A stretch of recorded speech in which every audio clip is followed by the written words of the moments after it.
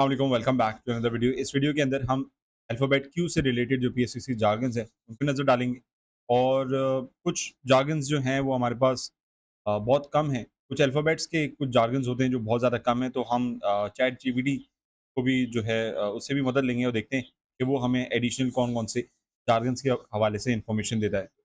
इनके सामने आप देख सकते हैं कि हमारे पास यहाँ पे सिर्फ़ 4 केसेस के जार्गन जो हैं वो बेसिकली नज़र आ रहे हैं और इन चारों जार्गन्स की जो हमारे पास स्टॉक मार्केट में यूसेज है, वो बहुत ज़्यादा हमें नज़र नहीं आती। जिसमें क्यू रेशियो है, क्यू रेशियो को अगर हम पढ़ लें, एक तो means Q equals to the market value of a company divided by its assets replacement cost. जो भी कंपनी अपनी एसेट्स रिप्लेस कर रही है, उसकी क्या कॉस्ट आ रही है, उससे कंपनी के अंदर की सारी कैलकुलेशन होती है। तो ये अगेन एज़ एन इन्वेस्टर हमें इससे कोई फ़ायदा नहीं होता।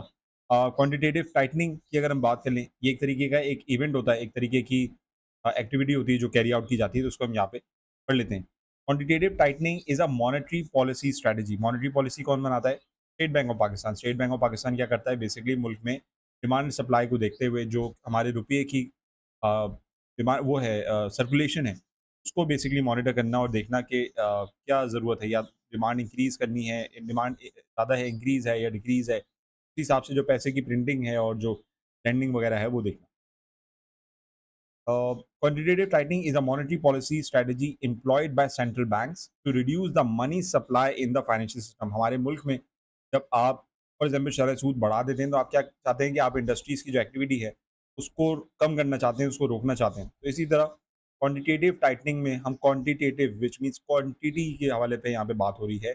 और अगेन जिन लोगों ने मेरा बेसिक पीएससी से बिगिनर कोर्स लिया है, या जिनको बेसिक फंडामेंटल एनालिसिस करना आते हैं, उनको पता है कि क्वालिटेटिव एंड क्वांटिटेटिव एनालिसिस होते हैं। फंडामेंटल एनालिसिस में अगर हम देखें, तो वो बहुत ज़्यादा मायने रखते हैं, बिकॉज़ क्वालिटेटिव एनालिसिस में हम कंपनीज़ की क्वालिटीज़ के ऊपर नज़र डालते हैं। क्वांटिटेटिव में हम नंबर्स से रिलेटेड जो डेटा होता है, उसको एनालाइज़ करते हैं और उसको यूज़ करते हैं। तो सेंट्रल बैंक जो है, वो बेसिकली जो मनी सप्लाई है, जो मनी की प्रिंटिंग है, जो सर्कुलेशन है, उसको रोकने के लिए जो स्ट्रैटेजी बनाता है, उसको हम क्वांटिटेटिव टाइटनिंग स्ट्रैटेजी कहते हैं, जो कि मॉनेटरी पॉलिसी के अंदर हमें नज़र आती है।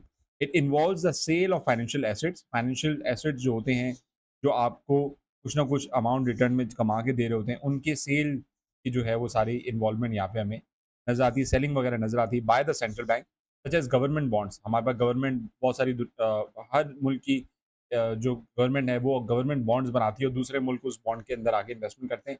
ताकि अगर फॉर एग्ज़ाम्पल उस कंपनी के उस मुल्क के मामलात अच्छे हों और उसकी ग्रोथ काफ़ी ज़्यादा अच्छी हो, तो फिर उस बॉन्ड से ज़ाहिर-सी बात है फ़ायदा उठाया जा सके। तो इसलिए जो है वो ये सारी चीज़ें देखी जाती हैं।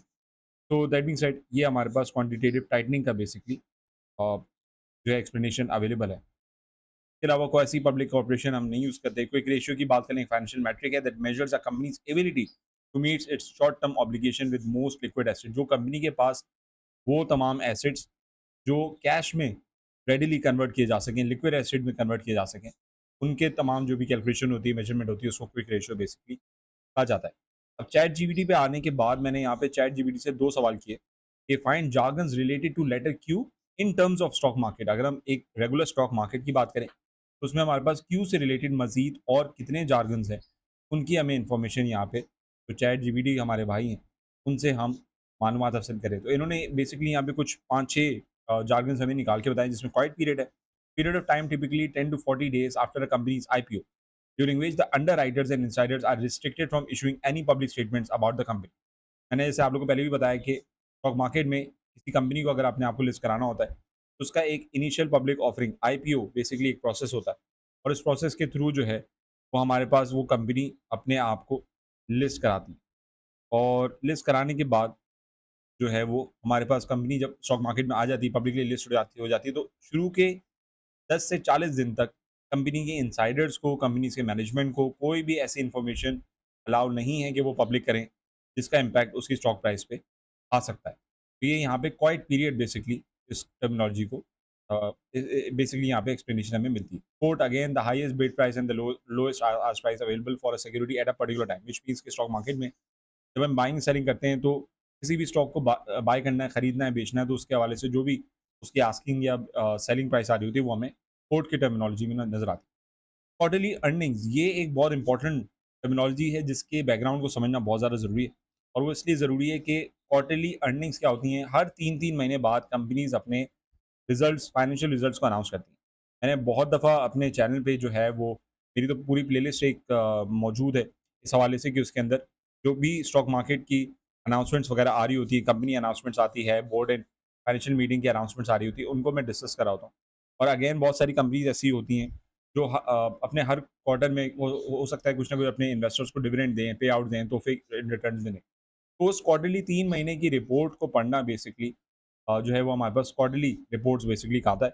और क्वार्टरली अर्निंग्स का मतलब है कि हर 3 महीने में जो भी कंपनी पॉजिटिव अर्निंग्स दिखा रही है या नेगेटिव अर्निंग्स दिखा रही है, उसको पब्लिक करना वो हमारे पास यहाँ पे क्वार्टरली अर्निंग्स के अंदर आता है। ये एक तरीके से ट्रांसपेरेंसी होती है जो कंपनी को पब्लिकली लिस्टेड कंपनी को लाज़मी शो करनी पड़ती है। और वो डिपेंड करता है रिज़ल्ट अच्छा होगा तो स्टॉक प्राइस ऊपर जाती है, रिज़ल्ट बुरा होगा तो स्टॉक प्राइस नीचे आ जाती है। इसके अलावा अगर हम बात कर लें, तो यहाँ पे क्वार्टाइल इन्होंने मेंशन किया statistical term used to divide a data set into 4 equal parts, each representing 25% of the data. Again data के ऊपर बात की जा रही है कि 25% के हिसाब से 4 हिस्सों में डिवाइड कर दिया है। क्वालिफाइड डिविडेंड्स अगेन जैसे कि मैंने कहा कि कुछ इन्वेस्टर्स ऐसे होते हैं, जो कंपनी के शेयर्स उस ड्यूरेशन में होल्ड करके रखते हैं, जिस ड्यूरेशन में कंपनी ने अपने उन शेयर होल्डर्स को एंटाइटलमेंट देनी होती है, व्हिच मीन्स कि उनको एंटाइटल करना होता है कि आप उस शेयर्स के अगेंस्ट जो भी कंपनी ने डिविडेंड अनाउंस किया है, पे आउट अनाउंस किया है, चाहे वो डिविडेंड हो, तोहफ़ा हो, कैश डिविडेंड हो, व्हिच मीन्स कि आपके बैंक अकाउंट में आपकी ओनरशिप के अगेंस्ट, होल्डिंग के अगेंस्ट जो भी अमाउंट बनती है, वो आपके बैंक अकाउंट में कंपनी डिलीवर कर देगी। तो वो डिविडेंड वगैरह देना या बोनस शेयर्स जो है वो एक्सेप्ट करना, तो वो हमारे पास यहाँ पे बेसिकली क्वालिफाइड डिविडेंड्स की कैटेगरी में आता है। Dividends that qualify for special tax treatment typically taxed at a lower rate then ordinary income. और ऑब्वियसली उस डिविडेंड के ऊपर हमारे पास जो हमारे पास फ्री कैश हमारे बैंक अकाउंट में आता है, since being entitled of that cash dividend, उसपे कुछ ना कुछ टैक्सेशन अप्लाई होती है जिसमें विथहोल्डिंग टैक्स मेजॉरिटी होता है और ज़कात डिडक्शन होती है। तो यहाँ पे ये सारी चीज़ें उन्होंने बात की। अभी रिसेंटली हमने अभी थोड़ी देर पहले क्यू में हमने क्यू के एक जार्गन में हमने पढ़ा था क्वांटिटेटिव टाइटनिंग, कि जब मनी सप्लाई को टाइट कर दिया जाता है और ताकि एक्टिविटी स्लो डाउन हो। इसी तरह क्वांटिटेटिव ईजिंग भी आता है हमारे पास। एक मॉनेटरी पॉलिसी ऑब्वियसली मीटिंग होती है, टूल है, जो सेंट्रल बैंक यूज़ करता है ताकि इकोनॉमी के अंदर जो फाइनेंशियल एसेट्स हैं, कमर्शियल बैंक्स हैं, लैंडिंग वगैरह है, फाइनेंशियल इंस्टीट्यूशंस को वो बढ़ाई जा सके ताकि मुल्क के अंदर एक्टिविटी तेज़ हो। This increases money supply and lowers interest rate. Interest rate जब कम होना शुरू हो जाते हैं तो हमारे मुल्क के अंदर, किसी भी मुल्क के अंदर जो है वो मामलात और जो इंडस्ट्रियल मामलात होते हैं, एक्टिविटी होती है वो बढ़ जाती है। तो उसको हम क्वांटिटेटिव ईजिंग की टर्मिनोलॉजी में इसको डिस्कस करते हैं।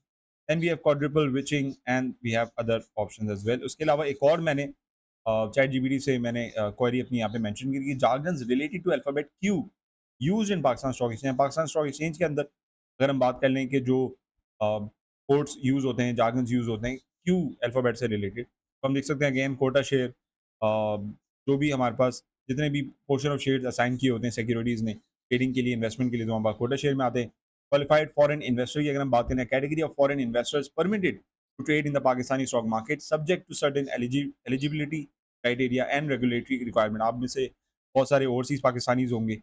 अब वो अपना रोशन डिजिटल अकाउंट के थ्रू, आरडीए के थ्रू या रोशन डिजिटल इन्वेस्टमेंट के थ्रू, इक्विटी इन्वेस्टमेंट के थ्रू अगर हम बात करें, तो अपना अकाउंट खुलवाते होंगे। तो अगेन मैं और आप कहीं भी कोई भी अकाउंट खुलाएँ तो उससे उससे पहले हमें अपना डेटा शो करना पड़ता है, अपने डॉक्यूमेंट शो करने पड़ते हैं कि क्या हम क्वालिफाइड हैं या नहीं, तो वो सारी चीज़ें यहाँ पे उन्होंने मेंशन की।